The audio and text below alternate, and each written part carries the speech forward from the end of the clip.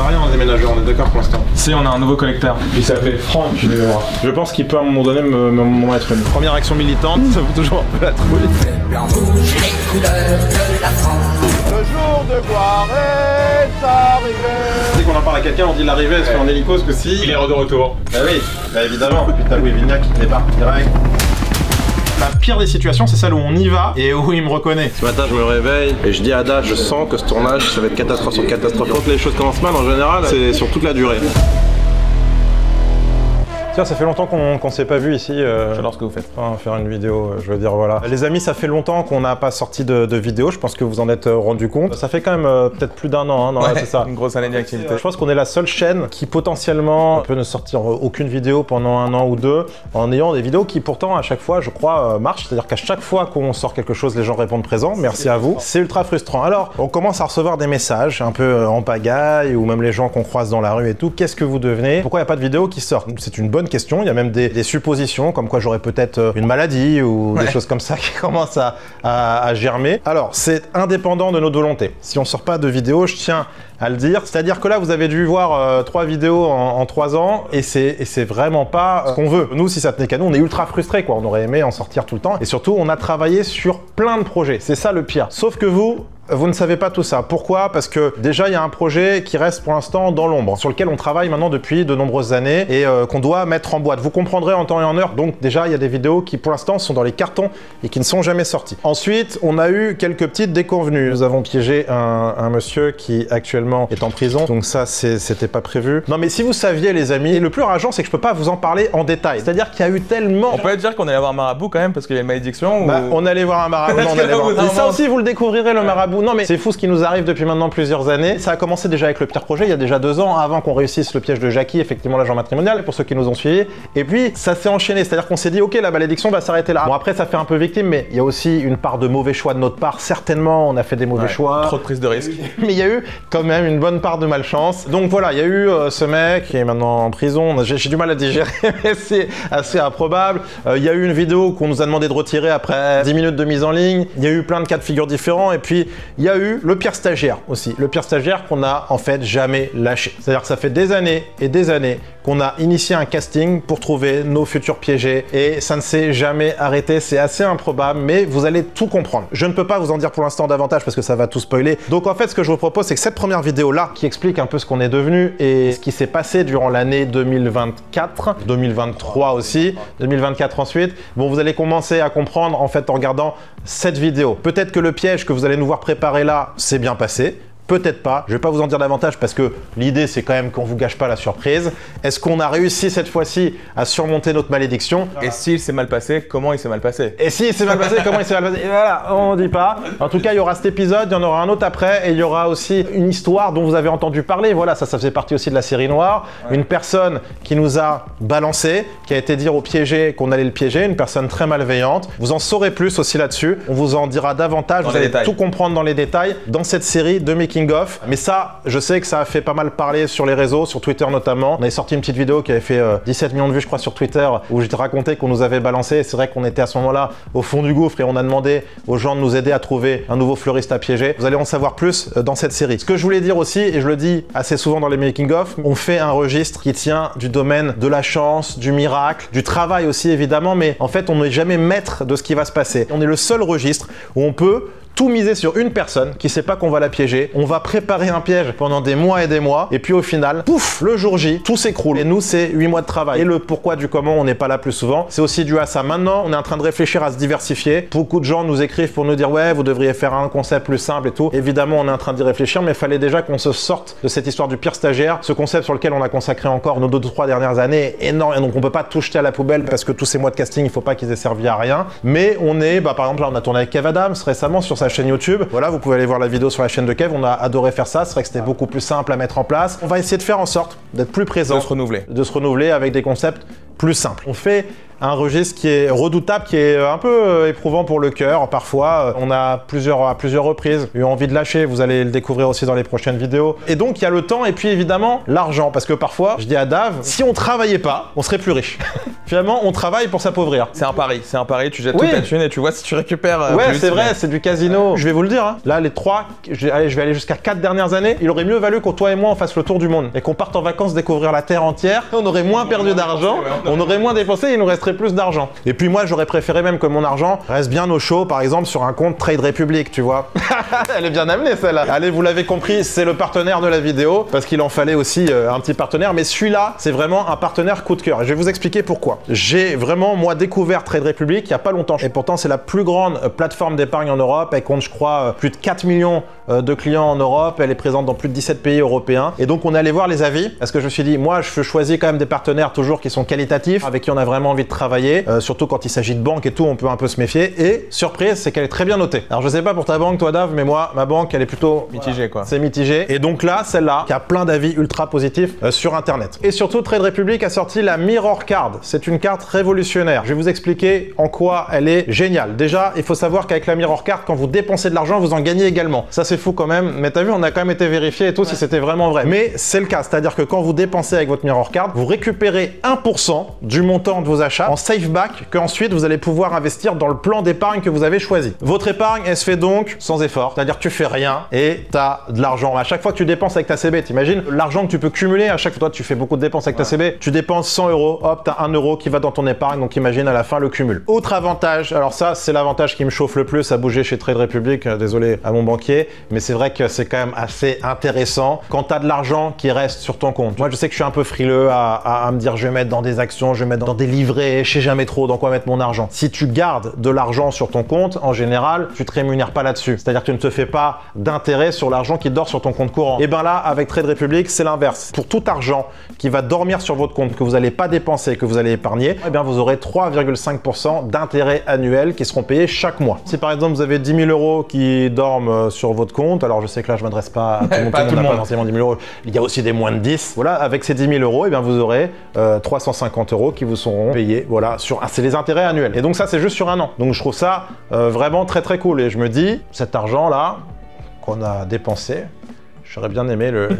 Chez Trade Republic. Bref, vous laissez dormir tranquillement, vous ne foutez rien, l'argent dort sur votre compte courant, vous encaissez 3,5% d'intérêt annuel et ça en plus dans la limite de 50 000 €. 50 000 €, faut avoir pas mal de thunes qui dort. C'est une grosse sieste. C'est en laissant sur le compte courant. Ouais, là c'est bien parce qu'il y a notre cadreur qui intervient pour demander, donc ça prouve quand même que ça intéresse les gens. Notre cadreur c'est Arthur, là, viens Arthur. Toi, tu peux t'asseoir, moi Arthur. Est-ce que t'as envie de...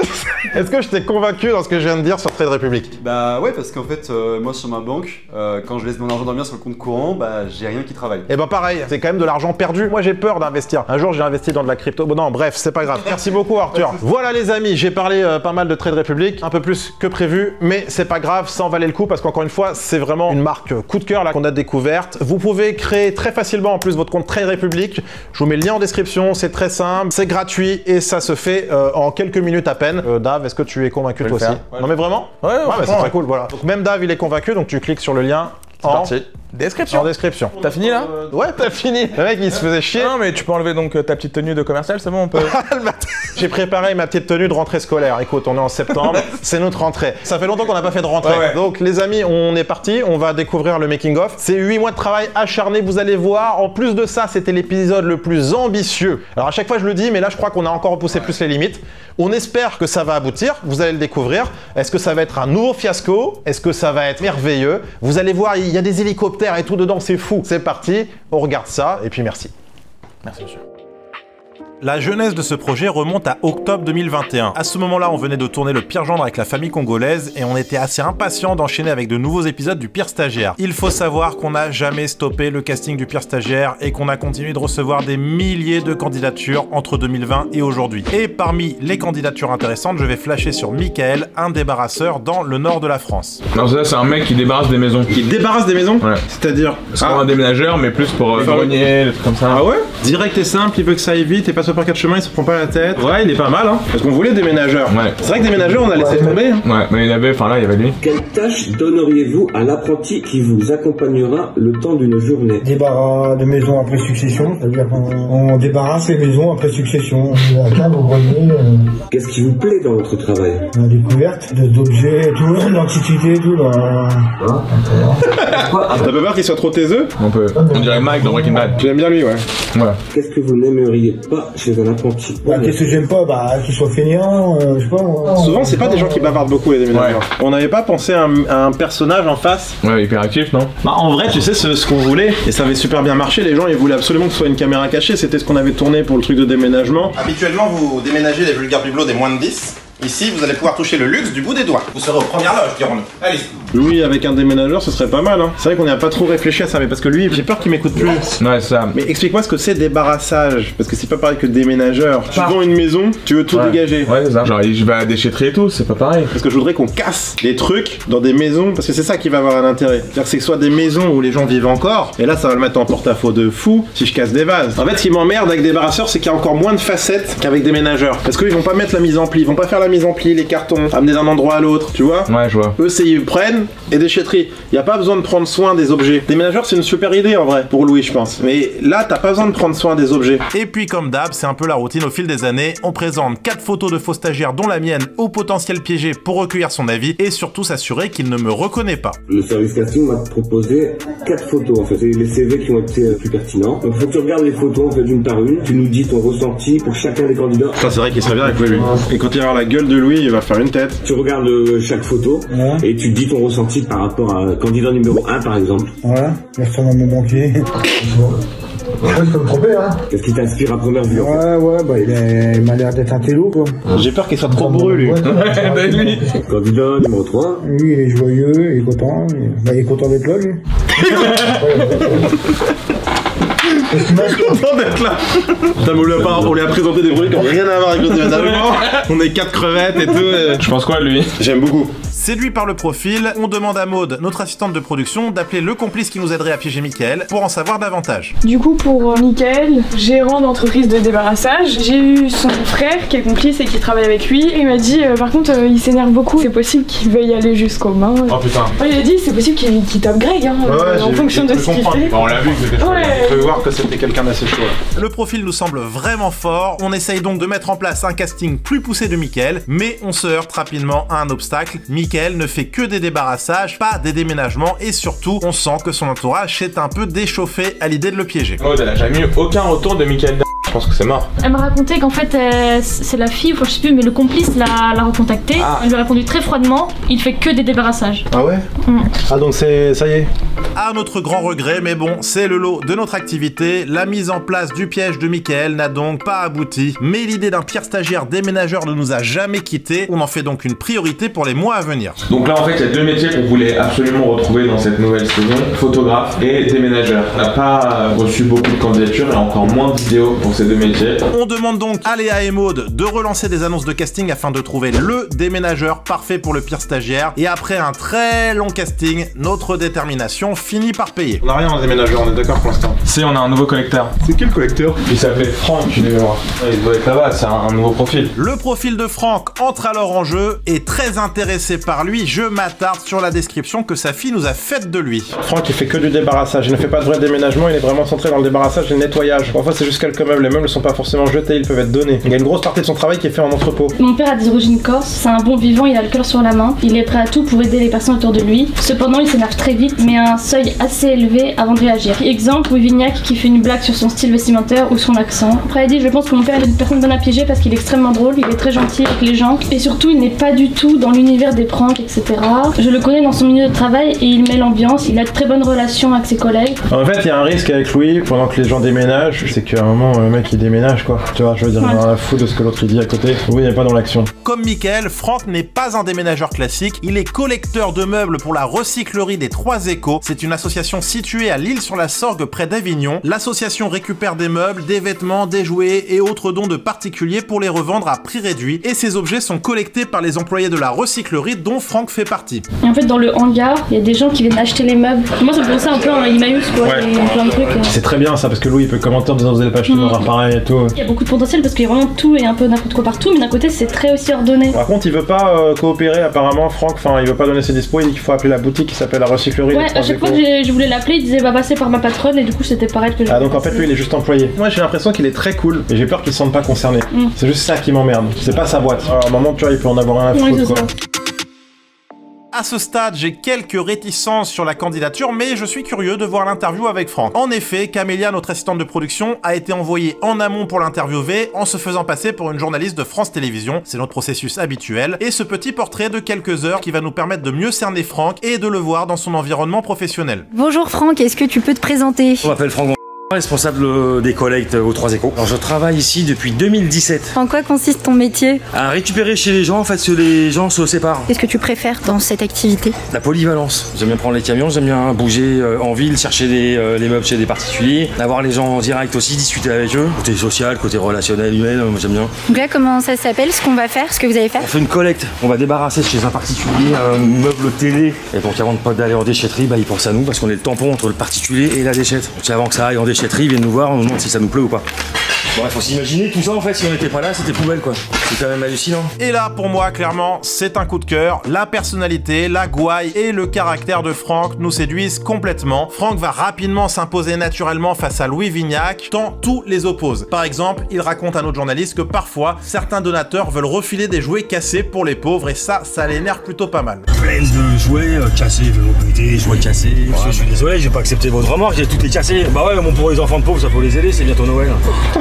Putain, alors, tu sais quoi, tu remontes dans ta bagnole, tu vas direct en déchette et tu pires tes merdes. Bah ouais. T'as vu ce qu'il vient de dire? C'est un Louis, il a croisé un Louis là. Pour les enfants de pauvres, ça peut leur plaire. Dans ces cas-là, c'est assez...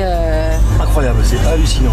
Est-ce qu'on n'a pas de sous, faut qu'on ait des choses cassées quoi. C'est vrai qu'il y a une thématique très Louis là quand même dans ce délire. Ouais, parce que lui comment il parle, c'est aux antipodes de Louis. Parce qu'il peut dire la Corse, moi j'ai jamais considéré que c'était la France, hein, déjà là. Mais qu'ils disent oui parce qu'on entend souvent les révolutionnaires corses et tout, bah, comment vous dire, on se passerait bien de vous. Vous avez des personnes un peu dures, qui sont tendues, qui comprennent pas pourquoi vous voulez pas prendre leur... Ah ouais, ça arrive pas mal de temps ça. Vous faites comment alors dans ces cas? Merci monsieur, au revoir.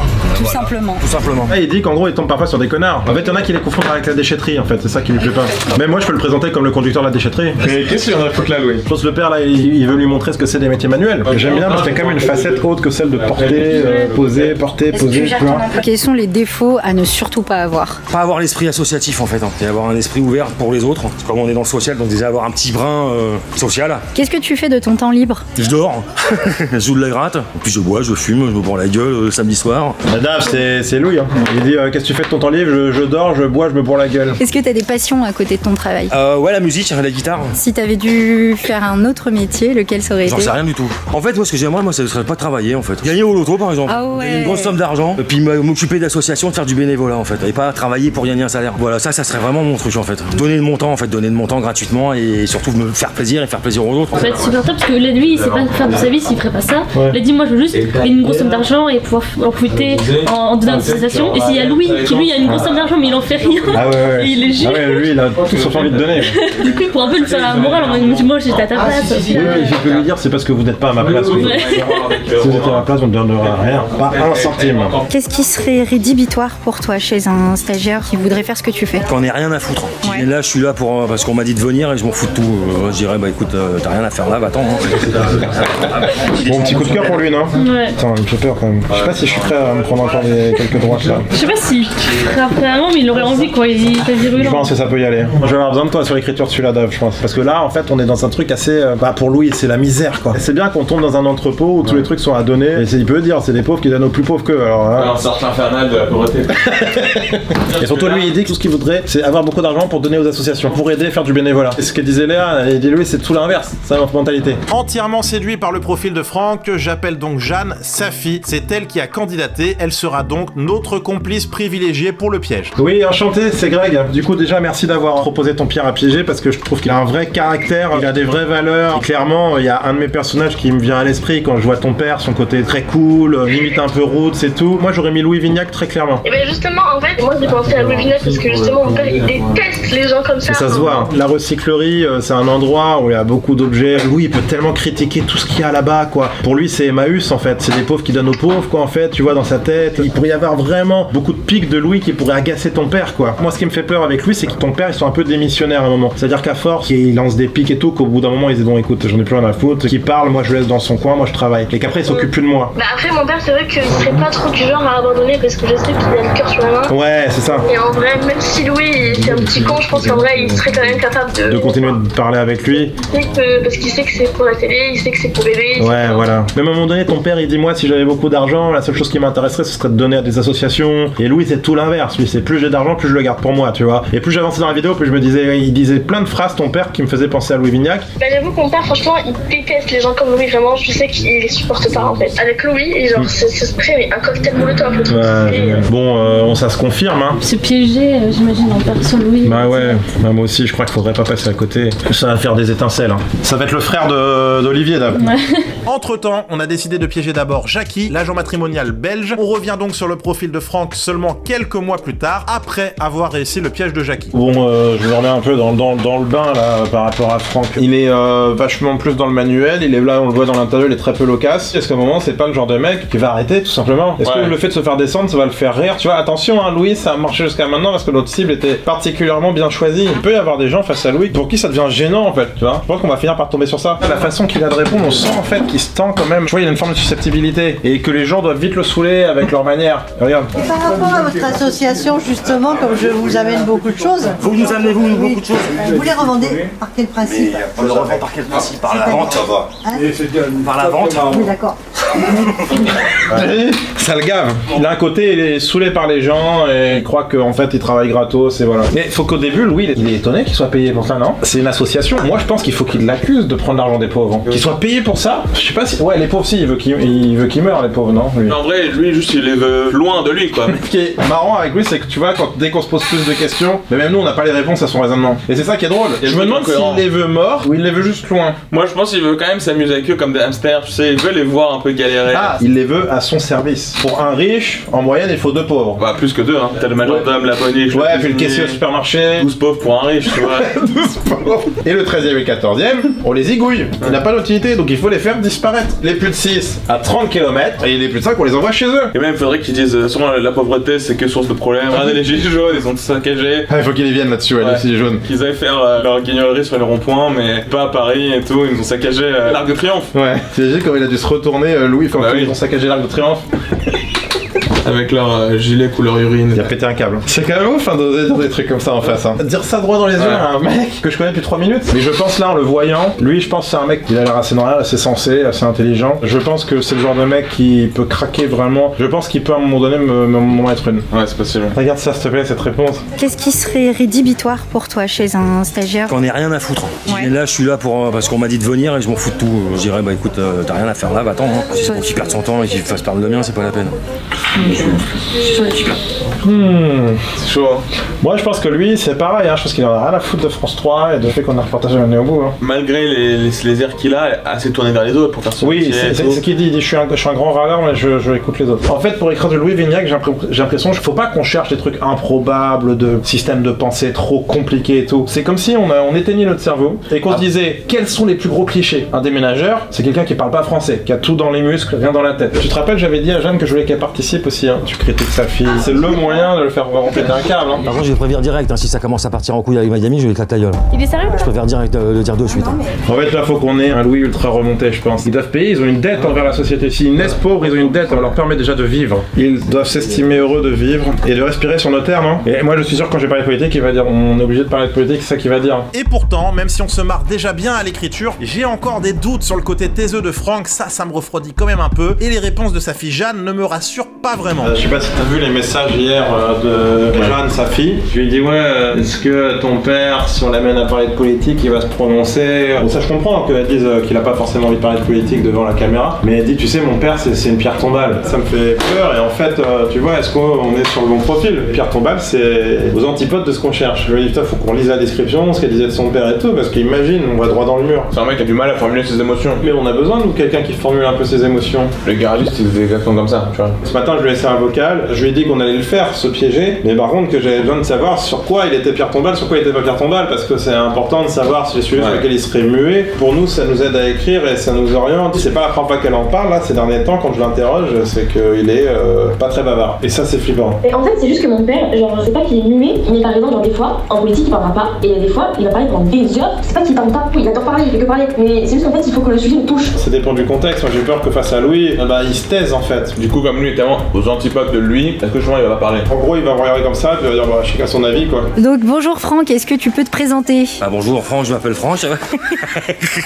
Mais grave vivant, hein. Après, ça c'est bon signe, les mecs qui ont de l'humour. Ouais. Un autre point soulève des questions. D'habitude, le complice qui nous demande de piéger son proche travaille souvent dans la même entreprise que lui. Jeanne, c'est la fille de Franck. Elle n'a donc aucun lien avec la direction de la recyclerie. Et n'oublie pas qu'on a quand même un problème, c'est que personne n'est au courant. On a pu entrer en contact avec Fatia Ismaili, la fondatrice de la recyclerie. C'est une dame hyper investie dans son asso, qui connaît à peine ce qu'on fait. Elle est hyper partante pour le projet, mais assez éloignée de la mise en place d'un tel piège. Autre particularité et difficulté de ce contexte, il y a une douzaine d'employés à la recyclerie, ainsi que des bénévoles. Et donc c'est autant de risques que le piège ne fuite et qu'un des employés se mette à parler du piège à Franck. Pour cette raison, on décide donc de garder le piège confidentiel et de ne le dire à personne au sein de l'entreprise jusqu'au dernier moment, excepté à Madame Ismaili. Tous les collègues et tout, pour l'instant personne ne sait qu'il y a un piège. On a un fichier que Madame Ismaili a envoyé avec tout le monde dedans. C'est des gens qu'on a choisi de ne pas prévenir pour l'instant parce qu'on avait peur que ça s'ébruite. Mais d'un autre côté, quand on va le dire à tout le monde, ça peut s'ébruiter aussi, même si on le fait la veille. Et nous on a besoin que tout le monde soit dans la complicité, on a besoin qu'ils viennent se confier aux uns et aux autres. On se dit putain c'est un cassos et tout. Tu n'oublies pas qu'on peut préparer tout ça avec le risque qu'il y en ait un qui merde. Oui Jeanne, t'es pas avec ton papa là? On va appeler ton père et Madame Ismaili. Très gentille, de bonne composition. Mais on n'a pas l'impression qu'elle mesure la difficulté en fait, de mettre tout ça en place. En fait, elle nous fait peur, pour tout te dire, dans le sens, elle a l'air adorable, ultra gentille. Ceci dit, elle a eu l'intelligence quand même de dire qu'il fallait pas mettre les gens pour l'instant dans la confiance. Mais en fait, voilà, on a peur que le jour J, il y ait des fuites d'une employée, d'un employé. Nous, c'est ça qui va être très compliqué. C'est-à-dire que le matin, on va devoir se pointer ou la veille pour leur parler un à un. On veut pas les prévenir avant. On sait pas qui sera le collègue de ton père. Ton baigné à nez sur un punk à chien comme vous, prêt à embarquer. Mesdames, c'est d'une violence.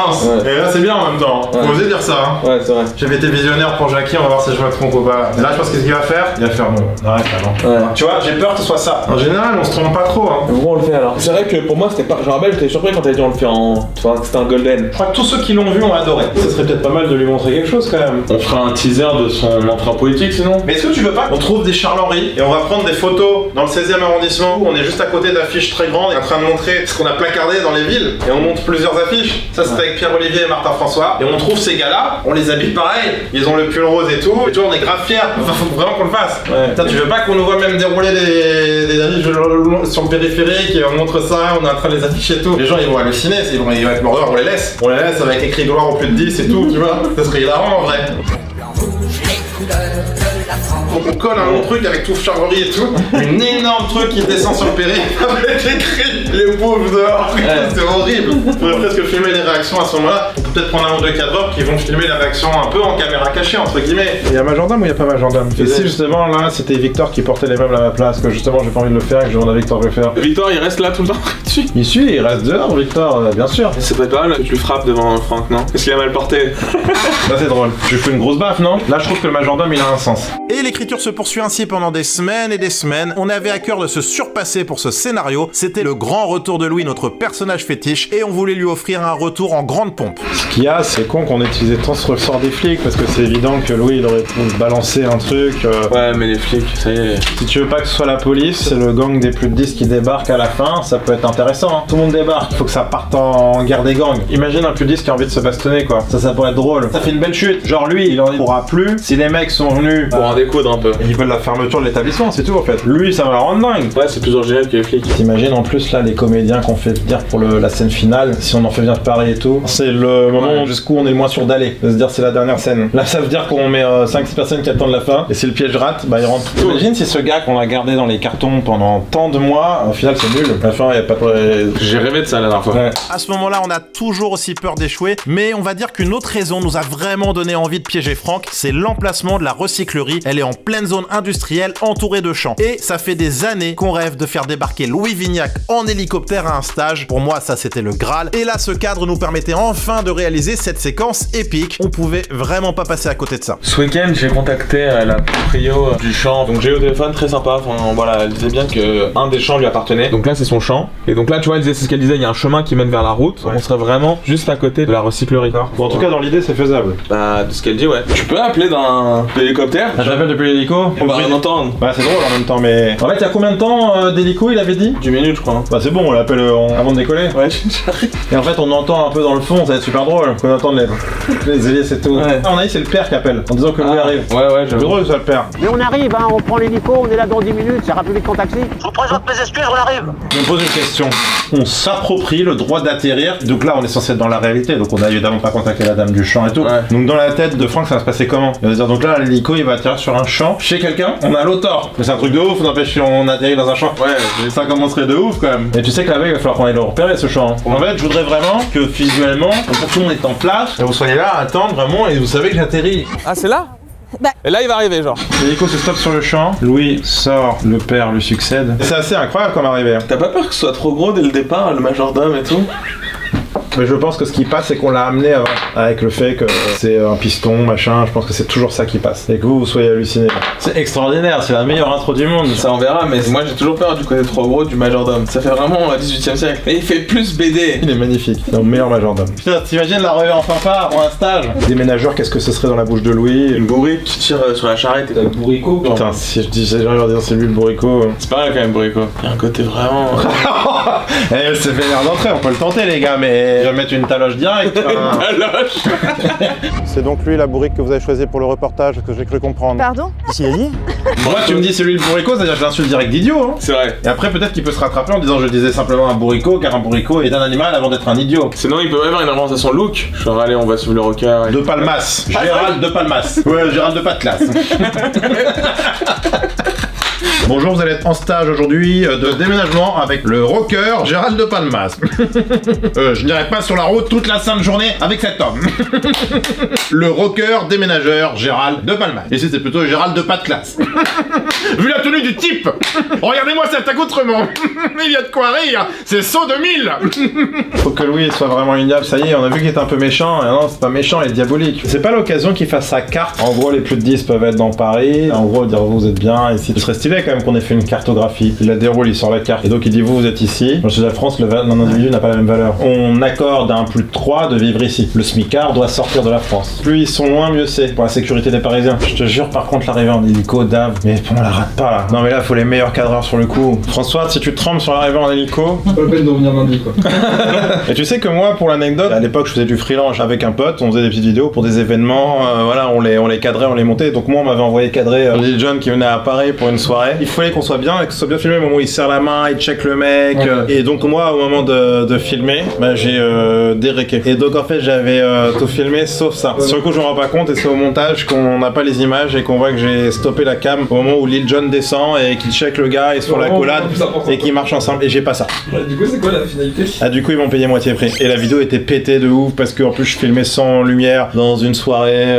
Ouais, ils auraient mieux fait de faire appel à DAF, ça c'est clair. Imagine, il est vachement taiseux. Parce que moi, j'aime les gens qui finiraient. Bah, Olivier, typiquement, il était génial parce qu'il rigolait avec moi à la fin. Ouais, imagine, il a un seul contenu et il reste dans son coin et tout. Mais je me dis quand même, à force, il va quand même se livrer, c'est pas possible. Enfin, il est au service de cette société, c'est pas sa boîte. On n'est pas dans le même contexte que ces derniers temps quand même. Après, lui, dans le reportage, il parle beaucoup. Hein. Ouais, c'est vrai, c'est vrai. Non, c'est rien. Je me dis, si le sketch il défonce, y a pas de raison que ça marche pas. Vous savez d'ailleurs, vous me faites penser à Christophe Maé avec votre t-shirt de rocker et votre bonnet de vagabond. La différence, c'est que lui, il gagne des millions et que vous êtes déménageur dans une épicerie. Après Christophe Maé, on représente Christophe Raté et il se met à chanter. On s'attache et on touche le SMIC, on s'attache et on touche pas de fric. Mais là, putain, je vais prendre ma respiration. Je viens avec sa gueule en face, mais le pauvre, ça se trouve, il va faire grave de la peine. ouais, j'espère pas. J'espère pas. J'espère qu'il va vouloir mettre une patate directe. Peut-être que là, en plus, on est trop mono-thématique, c'est-à-dire les pauvres, les riches, les pauvres, les riches. Et après, il va falloir peut-être en enlever un peu et aérer avec d'autres choses. En fait, c'est en fonction de ce qu'il va nous donner jusqu'à aujourd'hui. Tous les piégés en face de Louis ont été magnifiques. La chance qu'on a avec lui, ses propos sont drôles. Ouais, je pense qu'il aura beaucoup de second degré, il va beaucoup se moquer de lui et tout. La question que je me pose, c'est est-ce qu'il sera drôle face à Louis? Juste pour te montrer, tu sais, on est en partenariat avec Pôle emploi qui nous ont envoyé quelques profils. Et en fait, j'aimerais avoir ton avis. Oui. Et donc c'est pour savoir qui doit venir avec moi? Ouais, s'il y en a un ou une qui vous inspire particulièrement. Peu importe, moi, la personne principale c'est la motivation de la personne. Ok. Après, mais attends, les gars, je pensais à un truc, là c'était quand même il y a plus d'1 an. On refait pas de test? On ira comme ça. T'as raison, c'est chaud. Imagine, il est tombé, on sait pas, sur Facebook et qu'il a pas du tout fait le lien sur le moment. Putain, t'as raison. Je sais pas pourquoi je pressens maintenant en le voyant lui qui disent mais attendez, je connais lui. Surtout que le Vignac il est cramé quand même, enfin il est gros. Imagine, on écrit tout ça pour rien. Et ça en plus on pourra pas l'adapter à quelqu'un d'autre parce que on va pas aller contacter les Restos du Cœur pour piéger un de leurs déménageurs. C'est vrai que je m'étais pas reposé la question parce que pour moi il est beaucoup trop loin de tout ça. Coucou Jeanne, j'espère que tu vas bien. Dis-moi, on a une petite frayeur, mais peut-être que c'est pour rien. C'est vrai que ça fait maintenant plus d'1 an qu'on a fait le test avec ton père pour savoir s'il me connaissait ou non en faisant le test photo. Alors c'est vrai qu'on a un peu ôté de l'esprit l'idée qu'il me connaissait parce qu'on a vu qu'il a pas regardé les derniers primes. Nous on s'est un peu dit bon avec lui on est safe, il me connaît pas, tu vois. Mais c'est vrai que le temps étant passé, il travaille, il y a peut-être des collègues qui lui montrent des vidéos, il peut peut-être se connecter à Facebook parfois, on sait jamais. Donc même si toi t'as peut-être la certitude qu'il me connaît toujours pas, est-ce qu'il n'y a pas quand même une part de doute? Juste qu'il soit tombé sur quelque chose, un extrait du pire stagiaire qui fait que bah voilà, dès que je serai en face de lui, s'il a déjà vu même un bout de ce truc là, il va capter. C'est ça qui me fait peur, plus on passe du temps, plus on prend des risques. En connaissant mon père, genre il te connaîtrait, il m'aurait dit disant que c'est sûr que ton truc c'est pas une blague, mais vraiment il a pas la télé, il est très loin de tout ça. Genre vraiment il a des milliards de kilomètres. Merci beaucoup pour ta réponse. On se doute qu'il joue pas la comédie quand tu lui as fait le test photo en janvier de l'année dernière et quand notre journaliste l'a fait en mai, ça c'est sûr et certain qu'à ce moment-là, il connaissait pas Greg ou tout du moins il n'est pas remis la photo, ça c'est sûr. Parce que ça nous est déjà arrivé en fait, des gens qui sur 1 an ils découvrent Greg par hasard, si jamais il a vu son visage quelque part associé à un programme juste humoristique, même sans remettre le pire stagiaire et tout, bah c'est mort. N'oublie pas qu'on doit caler le tournage un lendemain de off de Franck. C'est très important parce que moi je veux passer voir tout le monde. On a également passé un nombre incalculable de jours à imaginer et écrire les différentes bêtises que ferait Louis au sein de la recyclerie. On avait une dizaine de clients complices qui devaient nous aider à créer divers scandales dans le magasin au cours de la journée de stage, comme par exemple Louis qui accuse un client d'un vol de montre ou par exemple qui humilie un pauvre petit venu acheter une Game Boy. Soupçonner quelqu'un de voler, ça on peut pousser l'idée un peu plus, quitte à aller voir le mec après pour lui dire de rendre, qu'il a rien volé, tu vois. Il gueule pas des oh la honte devant tout le monde, cet homme est pris la main dans le sac. Faut vraiment qu'il l'humilie, vous imaginez, il y a un mec qui vient voler dans une association. On appelle Cyril Guel, le comédien qui joue le majordome, pour lui demander son avis sur un petit point un peu technique. Petite question, j'en profite pour te demander, ça va te faire rire, est-ce que tu serais capable de pisser sur commande? En fait je t'explique, moi par exemple je sais que je pourrais pas, je suis paralysé déjà à l'idée de faire pipi devant d'autres personnes, mais là en fait ce serait marrant qu'à un moment donné on va chez une des personnes qui veut donner son meuble parce qu'il va aller récupérer chez les gens, quand il a le dos tourné pour une interview ou autre, en fait après il revient et il te voit en train de pisser sur le meuble parce que c'est moi qui te l'ai ordonné pour le dévaluer et que ça puisse aller à des crasseux quoi. Faut juste que je boive bien avant et je pense que ouais. ça peut... Ce serait incroyable que alors en plus les complices ils te voient pisser chez eux sur le sol et dans tout. Le salon. Toi tu subis parce que t'as fait juste ce que ton maître te disait de faire. Il y a aucune obligation. Je veux dire si toi tu me disais non ça me dérange, il y a aucun problème. Bah ouais ça me dérange pas, au contraire ça me fait bien rire. Il faut que moi on voit que je dise allez pissez plus vite et tout tu vois. L'écriture se poursuit mais on a toujours un problème de taille. On n'a pas de complice assez fiable qui travaille à la recyclerie et qui pourrait nous aider à mettre en place le piège. Et c'est là que par hasard David, en voulant appeler la recyclerie, tombe sur Malik, le fils de Fatia, la fondatrice de l'association. Parce qu'elle vous avait parlé du reportage? Non, on m'a parlé du reportage, pourquoi? Putain, je sais pas ce que je dis. Oui, c'est ça, c'est France Télévisions. Et vous êtes monsieur? Monsieur Couturier. Couturier? Oui, Couturier. Ça fait peur, hein. Mais peut-être j'aurais dû dire la vérité, hein. J'ai l'impression que Madame Ismaili, elle sait pas dans quoi elle s'embarque. Hein. Ouais, j'ai l'impression qu'il nous faudrait quelqu'un comme ça. Alors faudrait demander à Madame Ismaili plutôt si on peut en parler à son fils, parce qu'il y a beaucoup de choses opérationnelles et qu'on veut pas la déranger tout le temps. Si elle pense que son fils saura garder le secret. Après, il avait l'air d'avoir la tête sur les épaules, lui. Hein. Oui, bonjour Madame Ismaili. Votre fils travaille à la recyclerie? Oui. Il est au courant ou pas du tout Non, il est pas au courant. Alors, est-ce que déjà il serait capable de garder sa langue ou alors il est très bavard? Il va pas faire capoter l'histoire, vous pensez? Il va pas... Non, je vais vous le passer. Enchanté Malik, moi c'est... Alors hier je vous ai dit Bertrand, mais mon vrai nom c'est David. Parce qu'en fait, on a un petit secret qu'on voulait vous partager. On s'est présenté auprès de la recyclerie comme France Télévisions. Et en fait, on travaille avec Greg Guillotin, C8, je sais pas si vous connaissez le... Oui, je regarde tout le temps, il fait des blagues de fou. Voilà, c'est ça. Vous êt seul dans la pièce, hein? Ouais, je suis seul. Ok, parce que là il faut vraiment, je compte sur vraiment votre discrétion. On voulait vraiment un complice pour nous aider à mettre en place. Il faut qu'on arrive à être malin pour pas qu'il capte le truc, pour vraiment en parler à personne, je compte sur vous. Comment la journée va s'articuler? Ça va être la présentation dans la recyclerie, va lui permettre de montrer les différents services que propose la recyclerie. Il y aura des conneries qui vont être faites dans la recyclerie avec des comédiens à l'intérieur. Et ensuite, on part et on voudrait faire deux enlèvements de meubles. La période de piège, ça va être par exemple, on commence à 10h30, 11h et ça finit à 17h quoi. C'est largement insuffisant, t'as craqué très déjà. C'est gros à l'heure, mais vraiment, il a le cœur sur la main. Ça risque d'être vraiment fort et surtout, au-delà de l'humour, on veut vraiment que ça aide la recyclerie à vraiment exploser quoi. Tu sais ce dont je m'aperçois à mesure du temps qui passe, je sais qu'on nous l'a souvent dit, mais je me rends compte qu'on est tellement prisonnier du risque. Je sais pas si tu t'imagines que là, il y a un mec sur qui on mise des semaines d'écriture, ne serait-ce que ça. Ça va peut-être passer comme ça s'est passé avec d'autres, mais tu te rends compte, même si ça passe, est-ce que le jeu en vaut la chandelle? Est-ce qu'il faut pas être fou pour se lancer là-dedans et se dire ok c'est pas grave, si ça se trouve on arrive, le mec m'aura découvert la veille, enfin tout ne tient qu'à un fil. Plus on prend de temps et plus c'est risqué au final, c'est exponentiel. Donc là c'est la nouvelle que je viens de faire en reprenant un peu la charte de ça tu vois. Ouais, moi je le trouve trop bien. Enfin ça se voit que c'est fait par un graphiste un peu... Ouais moyen. Taxons les moins méritants, ouais. C'est super comme slogan. Non mais taxons les moins méritants, tu te dis déjà pourquoi méritants? Le mec il gagne pas d'argent, c'est des peu méritants. On a reçu les accessoires pour la nouvelle campagne de Vignac avec son parti des plus de 10, les différents tracks tu vois, donc on l'a en mode track et en mode affiche. C'est des grandes affiches qu'on va mettre dans Paris, soi-disant pour des actions politiques. Mais ils sont beaux hein, ils sont pleins de bonnes valeurs. Ouais c'est vraiment des tracks qui vont faire le consensus hein, qui vont rassembler. On a reçu Greg la carte des plus 10 en format géant là que tu voulais. Je m'en dessus, tu l'as déplié. Pour une France plus juste. Mais en tout cas ouais elle est bien sinon. Ah, elles sont belles hein. On peut faire une très belle photo. On est très content avec toi à côté. Une vraie réussite ces affiches, c'est du beau boulot, c'est une belle campagne. Maintenant qu'on a reçu les affiches et la banderole géante, on caste une petite bande de plus de 10 et l'idée du parti politique des plus de 10 prend enfin vie. On se donne donc rendez-vous dans Paris avec le gang des plus de 10 pour tourner le clip de campagne de Louis Vignac.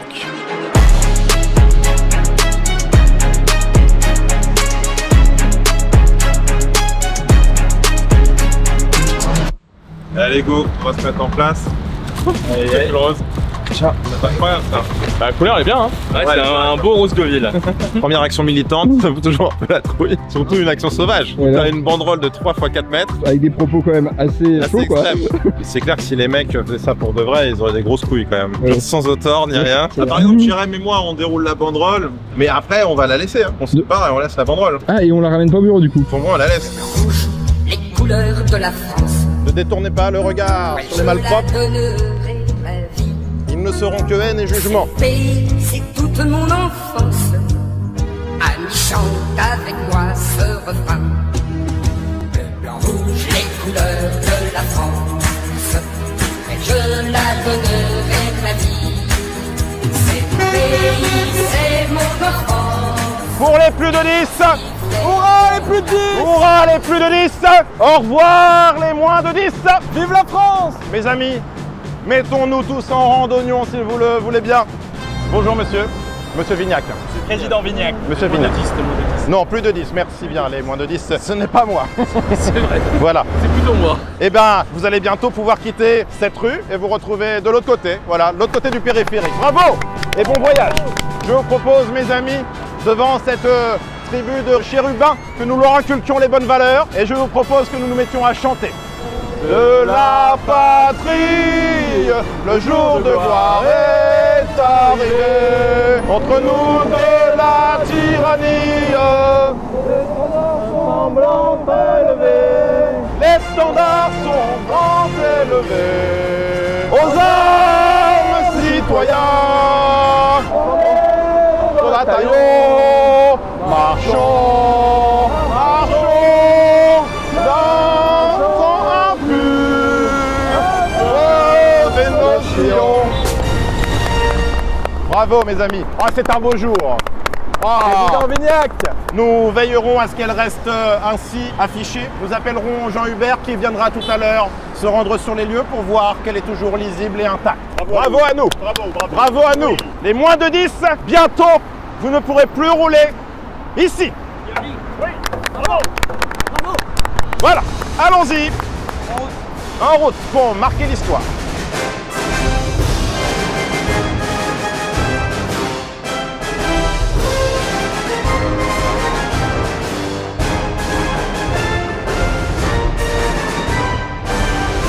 Sachez que bientôt, nos amis moins de 10 ne pourront plus rouler ici, ils rouleront là-bas. Vous êtes de quel parti? Celle des plus de 10, c'est un nouveau parti. On va enlever tous les pauvres de la capitale.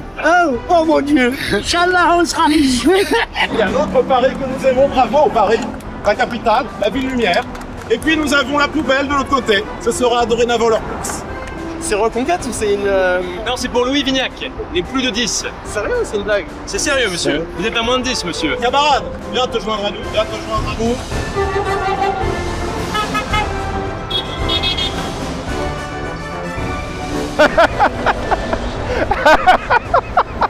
Eh, t'as vu tous les gens qui klaxonnaient et tout? C'est incroyable. Là on fait les photos et la vidéo et les photos après on va les montrer au piégé. Donc Franck, le jour du piège, je voulais dire voilà les actions qu'on entreprend et que ça fasse encore plus réaliste, que le mec se dise ah ouais ils vont vraiment faire des campagnes. C'est la bande de Louis Vignac, c'est la première fois qu'on voit la bande de Louis. Ça c'est génial parce que c'est une petite émotion pour moi de réunir enfin des gens autour de ma cause. Je vais me mettre au centre, évidemment je suis le roi du parti. Ouais, on n'est pas là pour rigoler. Hein.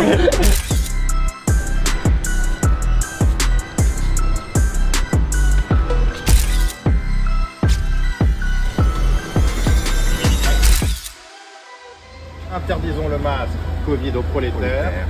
L'avis des plus de 10.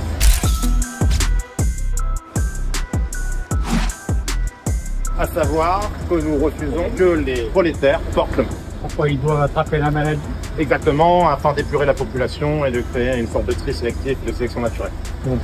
Je suis enchanté de vous voir adhérer à notre message. Je ne réfère pas au message. Ah, vous vous y opposez? Bien entendu. Et pour quelle raison? Prolétaire ou pas, la vie d'un être humain doit être protégée. Alors, la vie d'un être humain doit être protégée, mais sauf si elle compte peu. Et que par rapport à quoi compte la peu par rapport à la nôtre? Un être humain, c'est un être humain. Non, il y a des êtres humains qui ont la chance d'être bien nés comme nous. C'est ça que c'est une question de sens. Mais ils n'ont pas le mérite. C'est un message très fascisant. Je n'irai pas jusque-là, même si le mot me fait un peu plaisir. En tout cas, c'est un message radical. Et je pense qu'il faut être ferme et extrême, sinon nous n'avancerons pas. Je crois que nous n'avancerons pas. Je crois que nous avancerons. Ah, je crois que nous avancerons et très vite, plus vite que vous croyez. Voilà, sur la devanture. Ici, nous sommes devant une boulangerie, à mon avis en tous états. Nous avons décidé d'avertir le peuple qu'il fallait absolument, c'est une nécessité, de passer la baguette à plus de 10 euros. À 10 euros? 10 euros la baguette, madame. 10 euros, oui, oui, oui. Ah. C'est trop ça, il faut travailler 1 heure pour manger une baguette. Justement, c'est pour que les gens comme vous ne puissent plus acheter ce genre de nutriments. Donc en fait, c'est de manière à appauvrir la population, afin que ceux qui n'ont pas les moyens de rester parmi nous s'en aillent et puis quittent la capitale. Vas-y Henri, je t'en prie, magnifique.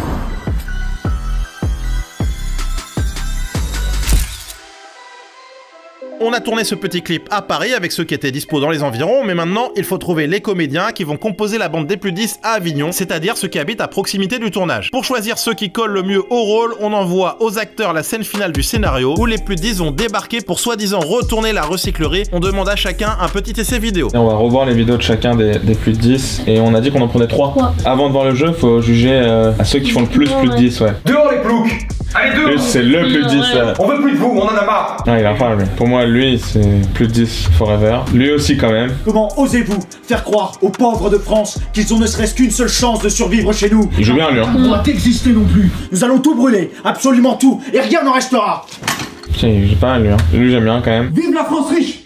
À bas les moins de 10! On veut plus de vous, on en a marre! Alors, Maro? Il est bien, après lui. Restez chez vous, les ploucs!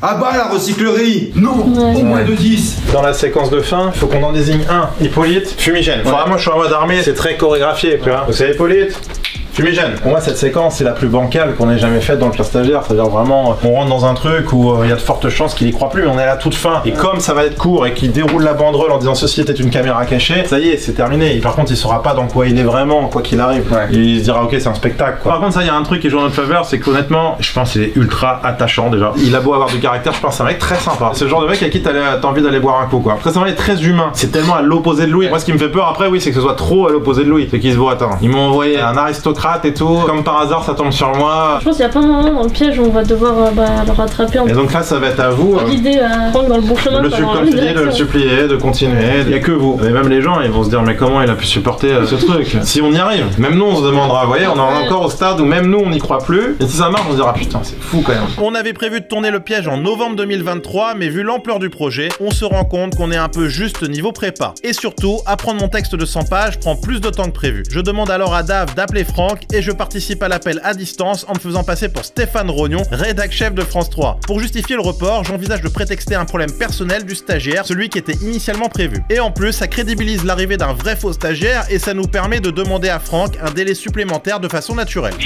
Oui, Franck? Bonjour, Bertrand au téléphone. Je vous explique, on a Stéphane, du coup mon collègue, qui est là, il est en déplacement professionnel et je voulais faire une discussion à 3 pour qu'on puisse vous parler. Bonjour Franck, parce qu'en fait, pour tout vous dire, on a plusieurs questions afin de préparer au mieux le reportage. Je vais commencer par une nouvelle qui n'était pas réjouissante. Le tournage a été décalé, c'est-à-dire qu'il y avait un stagiaire du nom de Mathias qui était prévu pour le reportage, et donc nous on apprend de la part de notre direction, sans nous donner plus de détails, que ce serait pas Mathias, donc j'ai pas les raisons exactes. Il y aurait eu un couac avec ce stagiaire. Ils ont décidé de déplacer au 6 décembre le tournage, parce qu'ils ont trouvé quelqu'un d'autre qui est prévu pour le reportage. Moi j'aurais une question. Oui. Le reportage en lui-même il durait combien de temps? C'est la journée. Au niveau de la diffusion, c'est un reportage qui durait combien de temps? On en fait un format de 60 minutes. 60 minutes? Voilà, c'est pour la journée. Carrément. Par rapport à la ligne éditoriale du reportage, l'idée c'est vraiment qu'on privilégie la vie pour que ça reste naturel. On va essayer de séquencer pour vous donner un espace où vous exprimer. Mais après voilà, le but c'est d'être... Je suis pas un grand parleur en plus moi. Bah c'est pour ça, quand je vais vous exprimer, c'est par rapport à l'échange avec l'apprenti en fait. N'hésitez pas à parler avec l'apprenti, à lui poser des questions, à voir s'il a bien intégré. Bah pour l'instant je sais pas en fait, à la base Mathias... Il avait quel âge Mathias? En fait j'avais vu son CV mais je peux pas vous le dire là comme ça. Sur la photo il avait l'air d'avoir 25 ans quoi. C'est un jeune de 15 ans, Ah non, c'est un majeur quoi qu'il arrive. Ça peut être quelqu'un en formation ou alors qui veut se réorienter, enfin voilà. Et ensuite dernière chose, on a embauché donc Anne-Sophie qui sera notre directrice de production. Donc là elle rentre sur le projet. À l'avenir ce sera elle qui va vous contacter et donc elle va rentrer en action pour la dernière ligne droite pour finaliser toute la préparation en vue du reportage. Et elle sera là le jour J en fait pour vraiment chapeauter tout le reportage. Okay. En tout cas merci beaucoup Franck, on se tient au courant pour... Voilà c'est ça, c'est moi. C'est ça exactement. Putain, j'étais très dur. En fait, j'ai trop peur du moindre lapsus, du moindre soupçon. Ouais, c'est ça. C'est très dur, hein. Putain, psychologiquement, c'est... J'ai les mains glacées et tout, là, c'est... Parce que là, il était dur, celui-là. En fait, j'ai posé plein de questions. Ouais, il pose des questions. Ouais, Greg. Moi, je trouve qu'il est assez impressionnant, quand même. Ouais, c'est ça, c'est qu'il est assez impressionnant. Ouais. En fait, j'ai trop peur. Et puis, ouais, c'est toujours d'utiliser ma voix. Là, on n'est pas sur des gens naïfs et tout. Ouais, c'est ça. Et Stéphane ne pouvait plus qu'il rentre en contact avec. Non, plus du tout. Là, ça va laisser un mois pour qu'il oublie, je pense que ça va aller, tu vois. Quand lui-même, il dit je suis pas bavard, c'est ça qui m'angoisse le plus. Donc voilà, ça, c'est un problème qui est un peu impalpable. On va descendre parce qu'on a acheté fumigène et torche, tu sais, pour la séquence de fin, la fameuse séquence de manif entre guillemets. Du coup on va voir, juste on voulait tester un peu les effets, voir comment ça fait. Et là en fait donc là je prends et je crois qu'il faut juste frotter un. Ah ouais, direct. Ah bah la recyclerie. Là il faut être fuck. Vive les plus 10. Gloire aux plus 10. Par contre ouais t'as vu quand il y a du vent c'est dur hein. Ouais, en plus on dirait une petite épée. C'est ça, ouais en mousse là, avec ces questions les enfants. Ouais c'est peut-être pas assez... Bah, c'est les torches vraiment genre du Moyen-Âge quoi. Ouais c'est ça. Genre s'ils font ça ils font... Dégagez d'ici. Ouais ça tient. On est maintenant à un mois du tournage et c'est là qu'Anne-Sophie entre en jeu. Anne-Sophie va incarner la productrice du reportage à l'image. C'est un rôle clé car la productrice devient souvent le point de repère du piégé et une vraie relation de confiance se construit au fil de la journée. Cette connexion est clairement essentielle pour nous permettre d'aller au bout du piège. Donc ouais samedi on est allé voir la pièce de Anne-Sophie Picard. En fait c'est une amie de Greg qu'il avait pas eu depuis 10 ans. En fait ils étaient dans la même classe à l'école de théâtre. Ça remonte. Ouais je dis ça parce que dans le pire stagiaire pour la première fois, en fait on a tellement encore écrit le scénario, on l'a tellement perfectionné tout qu'on se dit que pour la première fois en fait on devrait pas prendre une chargée de prod ou une dire prod pour le rôle de celle qui représente France 3 la production, mais plutôt une comédienne. En fait on a l'impression que l'équipe il se bascule vers l'inverse. Avant on prenait une chargée de prod, donc une vraie personne de la production qui était à l'aise en comédie et à l'aise dans le relationnel. Là on va faire l'inverse, on prend une comédienne qui a des notions de prod, bah du coup qui peut vraiment apprendre son texte. Et donc on se disait bah on va tenter, hein. Ça se trouve c'est une mauvaise idée, on verra comment ça... Comme dans une pièce de théâtre, Anne-Sophie doit bien connaître son texte pour me donner la réplique. Elle vient donc au bureau pour une grosse journée de répète du scénario entier. Noir. Oh c'est un fait. Oh non, ce gâteau ce n'est ni fait ni à faire, c'est le pire tiramisu que j'ai goûté. Mais qu'est-ce que vous faites, Louis? Ah ça va, vous achetez des meubles recyclés, vous allez pas pleurnicher vos quelques miettes sur le sol. Hein. Louis, tu ramasses, on va pas attendre que là on a autre chose à faire. Et là je me lève, je ne ramasserai pas. Je n'ai jamais goûté un tiramisu, c'est raté, la crème ressemble à une bouillie, il n'y a pas assez de biscuits, sans devenir cœur, je suis disais que... On en a rien à foutre, tu ramasses tout de suite et tu t'excuses. Je ne ramasserai pas, c'est plutôt à elle de s'excuser de m'avoir servi un gâteau aussi dégueulasse. On en a rien à foutre, tu ramasses et tu t'excuses, Louis. Je ne vais pas ramasser, Victor va lécher sa langue est un merveilleux aspirateur, vous allez voir, tout ira bien et nous reprendrons la réunion ensuite dans mais ça va pas, mais non, mais Victor va rien lécher. Victor va lécher. Victor, laisse lécher Victor. Anso demande à parler à Franck en aparté pour faire un point. Bon, Franck, Comment ça va? Ouais, très bien. Non mais vraiment, je sais pas quoi dire. Je suis navrée de la tournure des événements, du choix du stagiaire. Je vais appeler la chaîne, vraiment, je vais leur dire que c'est catastrophique. Après 5 minutes d'interview qui sont passées, on entend François gueuler. Hey, il est en train de pisser sur le meuble. Venez. Et pour moi, l'image, elle est incroyable. S'il est comme ça sur le meuble et il est comme ça, c'est magnifique. Victor range son sexe sous la pression de l'équipe. Ah mon Dieu. Louis est hilar et déclare: voilà, c'est un meuble davantage en face avec votre standing, on rétablit l'ordre des choses. En tout cas, Victor, beau travail, vous avez uriné comme un chef. Je pensais même encore hier vous céder à Henri François, mais vous remontez dans mon estime. Eh, c'est une fin de piège. Faut qu'on y arrive. Ça va, tu le sens bien? Bah écoute, ouais, hein. On va relire ça tranquille. C'est bien passé, hein, c'était cool. Ouais, c'était cool, mais il y a du taf, hein. C'est encore du taf, et puis putain, moi je suis épuisé là. Moi j'ai surtout appris mes monologues, mais maintenant il faudrait que je fasse page 0 à 100 tous les jours. À la fin, tu vas le connaître sur le bonheur. Ouais, c'est ce qu'il faut. Pour cette journée de piège, on avait prévu une séquence en fin de journée avec Manon Barthélémy et Pascal Blanc, deux comédiens qui devaient jouer un couple nous recevant le jour du tournage dans leur soi-disant maison. Ils étaient censés réceptionner un meuble que Franck devait leur livrer. Cette scène a donc demandé une grosse préparation pour être crédible. On a réellement dû envoyer Pascal en tant que client à la recyclerie quelques jours avant le tournage pour acheter ce meuble. Oui Pascal, c'est Greg. En gros donc ce meuble qui va vous être livré, pour crédibiliser la chose, on voulait que tu ailles déjà le réserver sous les yeux de Franck au magasin. Que lui le jour J, il ne puisse pas avoir de doute. Ils se disent, bah, ce client il a suivi le circuit normal, c'est-à-dire qu'il est d'abord venu au magasin pour réserver, pour ensuite le faire livrer chez lui. On va t'envoyer aussi la photo de Franck pour que tu vois sa tête. Tu vas regarder les meubles. L'idée c'est qu'ensuite tu demandes un renseignement à Franck. Comme ça il te voit vraiment, il imprégnera dans sa tête ton visage. Et si jamais Franck te demande pour quand tu voudrais te faire livrer ce meuble, tu sais pas encore. Et en fait cette date, bah, c'est nous qui allons la caler parce que ce sera le jour du piège. Pascal se rend donc à la recyclerie et quelques heures après, il nous débriefe. Allô Pascal, comment t'as ressenti le truc? Écoute, cool, il a l'air très réactif en tout cas. Je suis arrivé, j'ai fait un petit tour, j'ai dit est-ce que je peux voir quelqu'un pour le prix d'un meuble? Elle m'a dit ouais, je m'appelle Franck, donc elle me l'a appelé, il est venu. J'ai regardé avec lui les tiroirs, j'ai regardé le marbre, je lui ai demandé un peu des conseils pour... Ah trop bien. Donc il t'a bien parlé, il t'a bien vu quoi du coup? Ouais, on a dit putain mais c'est lourd, faites pas les livraisons vous. Je dis bah si on fait les livraisons. C'est fait, putain génial. Bah merci Pascal, on se tient au courant pour la suite. Suite au prochain épisode. Pour parfaire la crédibilité de cette séquence, David photoshop également une photo de Manon et Pascal. Cette photo on va la disposer dans la maison louée pour donner à Franck l'illusion du parfait petit couple. Du coup là ça y est j'ai fini, je fais un petit photoshop et j'ai remplacé la tête d'un pote de Manon par Pascal. Regarde. Ah, c'est génial. C'est bien. Ça chez soi. Mais c'est bien, ça marche trop bien. Et c'est sur ça que du coup Victor va pisser? Ouais c'est ça. Ok. Par contre l'image elle est très forte, surtout c'est toi qui devras filmer ça, mais j'aimerais bien après limite François que t'aies chopé un zoom sur le truc plein de pisse, tu vois, c'est bien fait hein. Tellement de chipo, c'est mettre ça dans son salon en plus, c'est... On est désormais à 2 semaines du piège et on a toujours la même crainte, la même boule au ventre, c'est que Franck me reconnaisse malgré le test photo concluant lors du rendez-vous avec la journaliste. Je pensais à un truc là, tu disais qu'on avait refait le test photo, mais rappelle-toi au mois d'août on avait dit qu'on le faisait pas. On avait dit on le refait pas parce que trop risqué d'alerter Franck et on s'est dit vaut mieux maintenant se faire petit. Sa fille nous a vraiment certifié, qui regardait jamais les réseaux, jamais... C'est pas ça, c'est que là je réalise juste que maintenant on est en décembre, à la base le piège il devait être tourné en septembre, donc on a laissé à nouveau 4 mois de plus avec le risque, donc il me découvre entre temps, parce que les on-dit des proches moi maintenant non mais c'est sûr, tu te rends compte, ça veut dire que là en plus on est en train de bombarder des vidéos sur Facebook de best-of etc, il suffit qu'il soit tombé sur une vidéo Facebook, parce que c'est ça qui me fait le plus peur, c'est Facebook. Je dis pas que ce soit un geek de YouTube et compagnie, mais juste sur Facebook ça me fait très peur, ça fait des mois là qu'on écrit, qu'on apprend, qu'on travaille la prod, et en fait là on va se pointer, peut-être je vais descendre de l'hélico et il va me reconnaître, c'est un truc c'est flippant. Camélia elle y allait en mai 2022. Mais non, c'est le dernier test photo ça? Ouais. Bah on est obligé de refaire un. Ouais Anso, on a une petite frayeur de dernière minute, on voudrait quand même s'assurer une toute dernière fois que Franck ne me connaît pas et n'a jamais vu ma tête. Ce qu'on voudrait faire, qu'on fasse un test photo à distance. En gros, il faudrait qu'on cale un visio entre lui et toi et qu'au détour d'une discussion tu lui dis bah tenez, regardez, c'est lui, on m'a envoyé sa photo, apparemment ce serait lui qui serait pressenti, voilà. La pire des situations c'est celle où on y va et où il me reconnaît. Donc ça c'est la pire, donc il vaut mieux avoir la situation intermédiaire du il me reconnaît avant. Ça va vous trembler un peu là?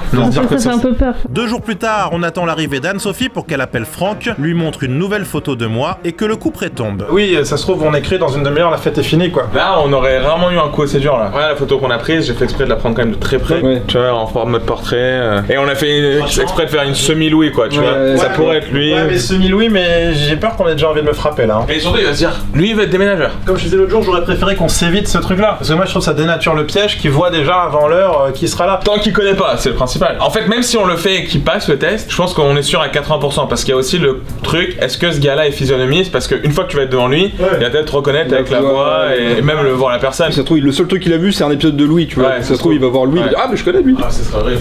qui reconnaissent avec le On s'est posé la question il y a 2 jours, parce qu'en fait, le test photo, il a été fait il y a 1 an. Le reportage là d'1 heure que vous étiez allé filmer, que vous m'avez envoyé, ça c'était il y a 1 an déjà? Mai 2022, ouais.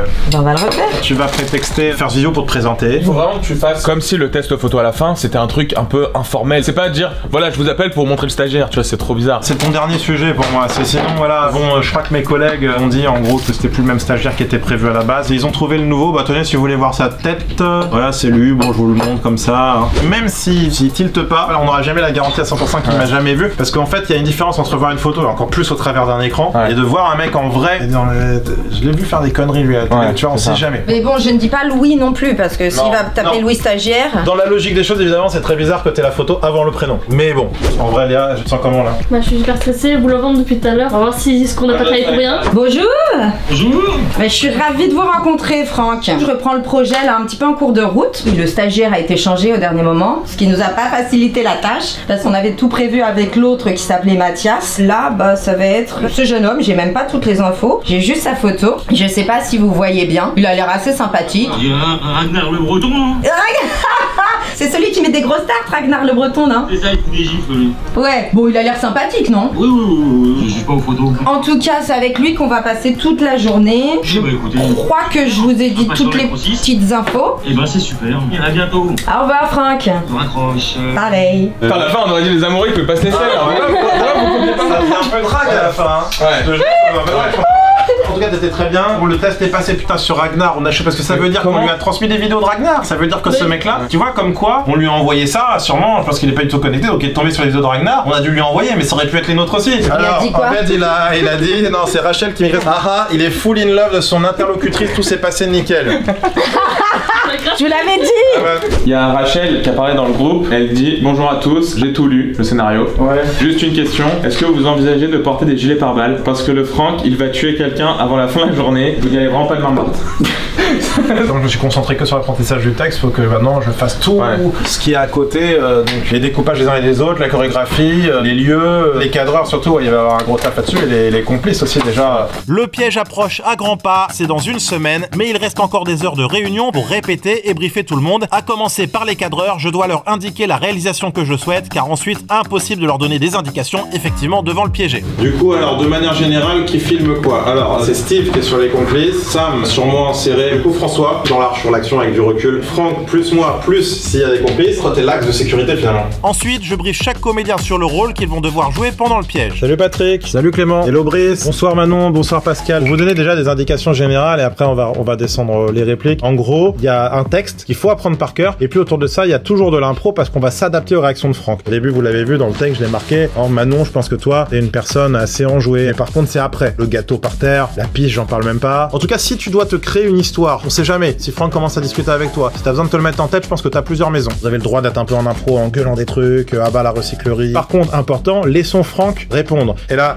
vous déroulez la banderole. Tout le monde applaudit, c'est la fin, et on explique tout le piège à Franck, et voilà. Puis c'est au tour du brief de Malik et Fatia. Il faut qu'ils sachent parfaitement comment se comporter et réagir durant le piège de Franck, sachant que Franck les connaît bien. La veille, on se verra pour les répètes en conditions réelles, avec les placements, à quel moment vous intervenez, on verra au moins physiquement comment ça va se passer. De manière générale, Fatia, t'es là pour la publicité, pour ton entreprise. Si Franck, à un moment donné, veut arrêter, tu nous aides à pousser le reportage jusqu'au bout. S'il te plaît, Franck, continue, ce sera bon pour la pub de l'entreprise, t'inquiète pas, ce serait un drame pour nous que ça n'aille pas au bout. Donc pour la première séquence où Fatia, t'es censé intervenir, c'est bien que t'introduises, que tu fasses un truc naturel. Bonjour, oui, je m'appelle Fatia, la recyclerie, c'est mon bébé. Comme tu te présenterais dans un reportage. Voilà, et ensuite, on a la chute. Quand on descend du camion, vous êtes en panique, il faut que ça semble naturel, authentique, parce qu'il faut pas qu'ils sentent une blague. Malik, toi, tu viens en mode acteur. Eh oui, c'est tes amis, ça, faut que tu leur dises de dégager, car sinon, je vais en encastrer un, là. Fatia, pareil, faut que tu dises il fait quoi? Il faut que ce soit une fin explosive. Ce qui annonce la fin, comme vous l'avez vu dans le texte, c'est la banderole. Là, on peut tous applaudir, on peut le féliciter, et après, bah, on va manger le couscous. Hein. Puis, on rassemble tous les accessoires et médias spécialement conçus pour le tournage. Dave m'a fait aussi un dossier média. Donc, tu vois, quand je vais dans l'album, action politique. J'en ai même action politique. Et donc, ça, c'est un par un les trucs que je dois montrer. Tu vois, quand on déroule la banderole au-dessus du périphérique parisien. Elle est magnifique, cette vidéo. Et pour finir, je fais une grosse répétition avec Cyril qui jouera Victor, le majordome de Louis Vignac, durant toute la journée. Victor, vous pouvez pas vous renseigner sur ce stage avant que je me retrouve dans cette situation? Cela vous aurait troué l'oignon, Victor? Je suis désolé, monsieur.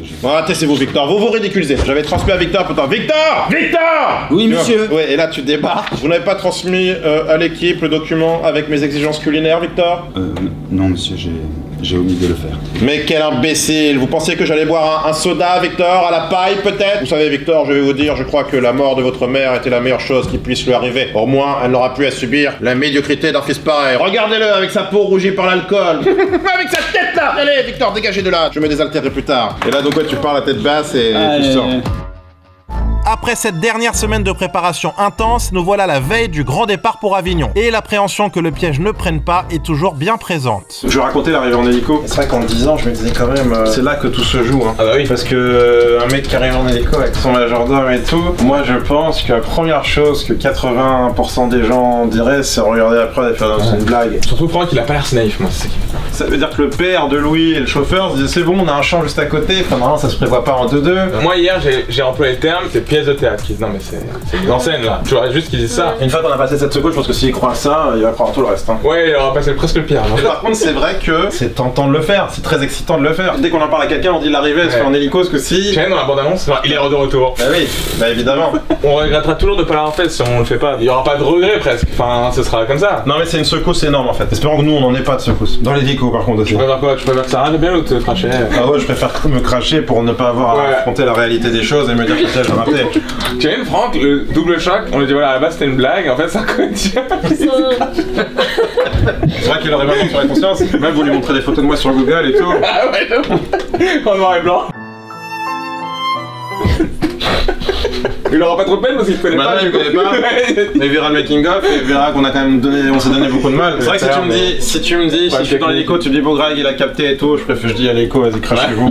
Là je vais commander. Non vas-y c'est bon, je vais pas avoir un livre ça, j'arrête. Enfin bon on verra. Voilà c'est toujours ça, c'est on verra. On fait une séquence en disant à chaque fois il y a aucune conclusion. On verra, on y va et c'est parti. Vous sentez la pression ou pas qui monte un peu? Ouais, moi perso j'ai l'impression qu'il monte, surtout moi ça va. Enfin... Ouais mais Dave je pose même plus la question maintenant, je pense qu'on a tous cette peur que ça échoue.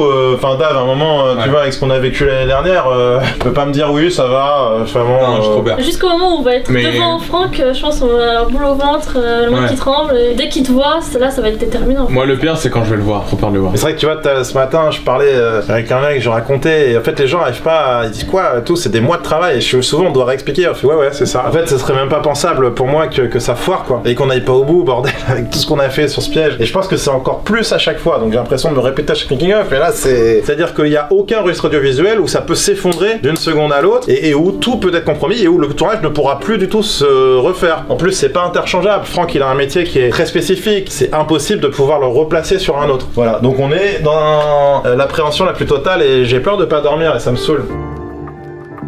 Ça y est, c'est le jour du grand départ pour Avignon. Pour la première fois, on part en équipe réduite en éclaireur. La mise en place est tellement importante, avec tellement de détails à régler, qu'on a décidé de partir 2 jours avant le piège pour avoir le temps de tout préparer. Le reste de l'équipe, c'est-à-dire les comédiens et les techniciens, nous rejoindra le lendemain à la veille du piège pour les répétitions en conditions réelles. Là, donc on est dans le train pour Avignon. On est à J-2. On va faire des premiers repérages hélicoptères et les 2 maisons. Donc là, je vais essayer d'apprendre sans emmerder tout le monde en déclamant mon texte dans le train en mode Louis Vignac. Demain c'est chaud parce qu'en fait on fait quasiment le piège en temps réel, le déroulé du piège en répétition. Moi je parlais avec Nicolas de Fox Hélico, l'hélicoptère. Je lui demandais par rapport aux rafales de vent et là il y a 1 heure il me dit il commence à pleuvoir mais pour la pluie ce serait pas grave. Il commence à pleuvoir. Hier il faisait soleil encore. Je lui dis ah bon? Non. J'ai dit ah non ce serait vrai pour la séquence et là je suis bien de réfléchir, moi j'ai beau temps.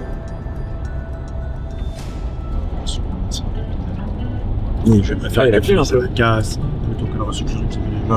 La première page, je veux que ce soit vraiment du mot à mot, pas la première intervention.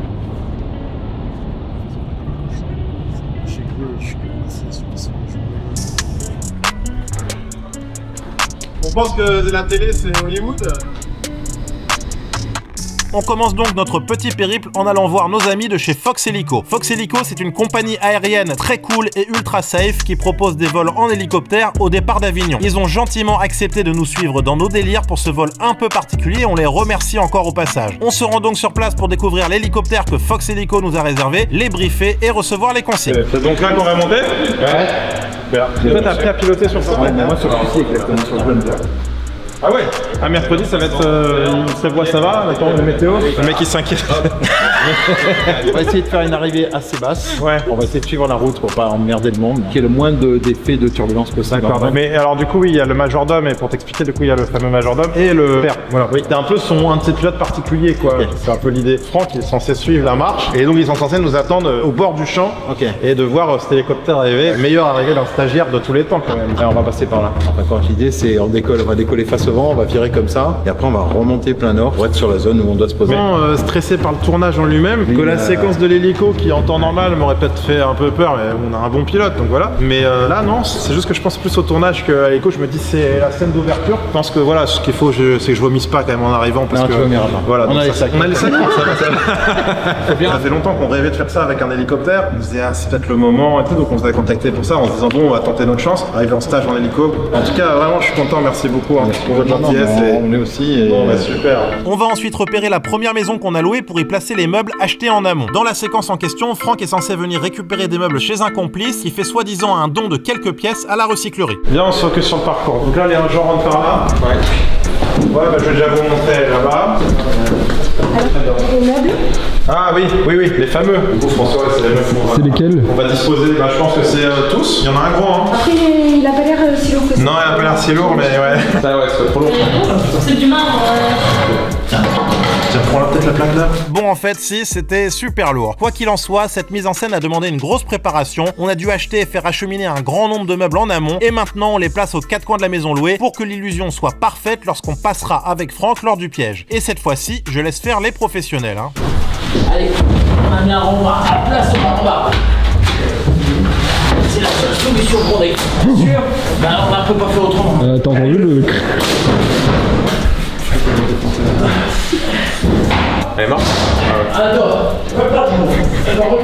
Et ensuite, on file visiter la deuxième maison, celle où sont censés vivre Manon et Pascal. Après la séquence de récupération des meubles, on met maintenant en scène la livraison d'un meuble acheté quelques jours plus tôt par Pascal. La maison est très bien, j'ai un meilleur pressentiment sur celle-là, elle est plus facile à maîtriser que l'autre qui fait 8 hectares. C'est ici que Victor va pisser sur le meuble, et lui du coup il sera avec sa fausse bite en train de pisser sur le tapis. Un grand scénario encore, Louis est là ici, comme ça il est dans le coin, et je lui dis allez déversez-moi vos litrons d'ivresse et tout. Pendant ce temps, Anso qui est resté à Paris en profite pour passer un dernier coup de fil à Franck afin de s'assurer que tout est ok pour le tournage qui approche à grands pas. Et oui, c'est après-demain. Oui, bonjour Franck, c'est Anne-Sophie. Ça va, vous êtes pas trop stressé? Si. En fait, ouais. Mais non, mais ça va être, on va passer une chouette journée. Je vais être stressé, certainement, bien évidemment, ça c'est clair. Après, on sera là avec vous toute la journée. Le but, c'est que moi, j'essaye de vous mettre à l'aise et l'équipe technique sera là aussi. Bah, je vais vous souhaiter une bonne journée et puis nous, on se voit du coup après-demain. Ouais.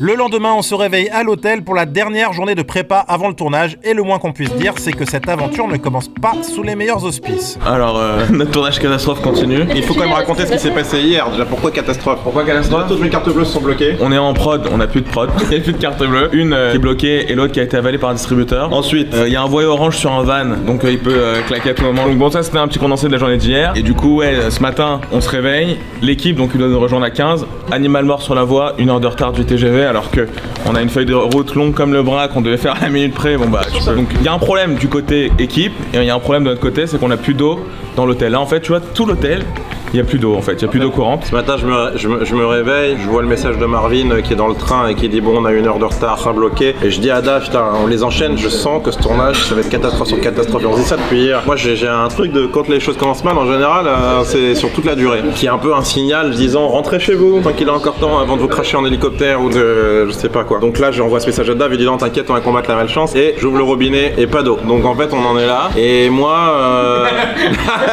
donc déjà, bah moi, je me douche toujours le matin. Donc j'ai fait pipi, donc j'ai vu que en fait ça fonctionnait la chasse d'eau. Et donc après, je me suis dit bah autant aller faire caca carrément. Et en fait, il y a plus rien en eau, il y a plus rien. Donc là, il y a mon caca qui est suspendu. Et maintenant, c'est la chambre de ton caca maintenant.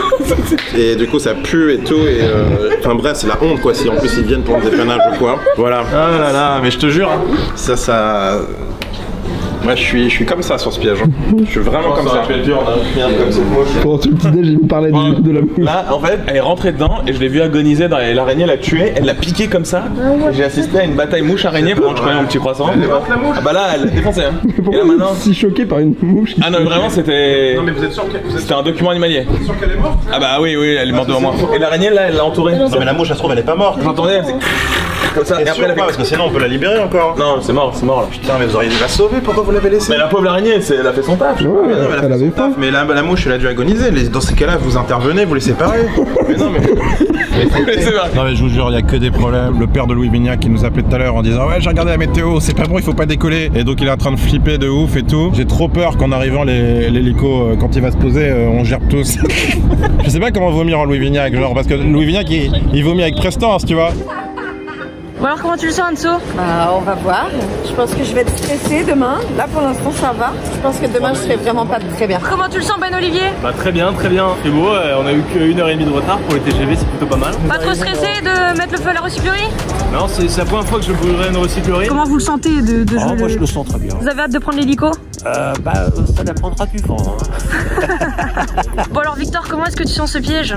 Je me le sens très bien. J'ai hâte d'être demain soir, que ça soit très bien passé. Ah, bon, vous avez fait bon voyage, ça va, Jérém? Ça va, Greg? Ouais, toi? Très bien. Ça y est, on a une partie de l'équipe qui est là. Oui, c'est ce qu'il avait l'air de dire, direct. Mais c'est trop de problèmes, je te jure. Tellement il faut inverser la tendance là, parce que ça va pas du tout. Mais peut-être que ça veut dire que ça va bien se passer demain. Mais tu crois que tu vois ça comme ça? Moi je vois plus ça en mode quand tout va mal en général, mais je dis rien. Du coup là les amis, il va falloir limite sauter sur tous les employés de la recyclerie pour éviter même qu'ils fassent des stories, des machins si jamais ils sont amenés à me reconnaître. Ça y est, on arrive à la recyclerie, je commence à reconnaître. Allez. Ah là, ça y est, on arrive. Recyclerie. Allez. Ce lieu sur lequel on travaille depuis des mois. On y est. La ferme de recyclerie. Bonjour. Ah Malik, comment tu vas? Ça va? Eh ben, ça fait plaisir de vous rencontrer pour de vrai. On visite le film là, genre vraiment c'est. Ah, il y a du monde hein. Il faut que tous les employés soient là. Il y a tout le monde là? Ça fait plaisir de vous voir enfin, de mettre un visage. Bah déjà enchanté tout le monde. Donc je m'appelle Greg, pour ceux qui connaissent pas. On fait des vidéos, des caméras cachées, des énormes caméras cachées. Un programme qui s'appelle Le Pire Stagiaire, donc pour la télé et pour internet. Et donc en fait pour vous expliquer, on va piéger Franck. Donc il n'est pas là aujourd'hui. Alors on vous explique, en fait on appréhendait beaucoup ce moment-là parce qu'on s'est dit oh là là, on va mettre au courant tous ces gens la veille du reportage et ça nous fait un peu peur parce qu'il faut que rien ne fuite d'ici et ça peut tomber à l'eau à n'importe quel moment. Si quelqu'un l'appelle, lui dit ah demain je sais que ce qu'on prépare donc s'il vous plaît on compte sur votre silence. Il est pas bête. Celui-là qui parle il est viré. On ira pas prendre ses chemins parce que ça fait 2 ans qu'il travaille dessus donc voilà. Et surtout ça a vraiment amené beaucoup de visibilité à la recyclerie. À la recyclerie c'est ce qu'on veut. En fait qu'on explique ce que vous faites ici via l'humour. Et donc voilà, est-ce qu'on peut vous compter sur votre complicité à tous? Voilà. Fatia, qu'est-ce que t'as pensé le scénario pour Franck? Il est bien adapté? C'est du lourd. C'est du lourd. Parce qu'il a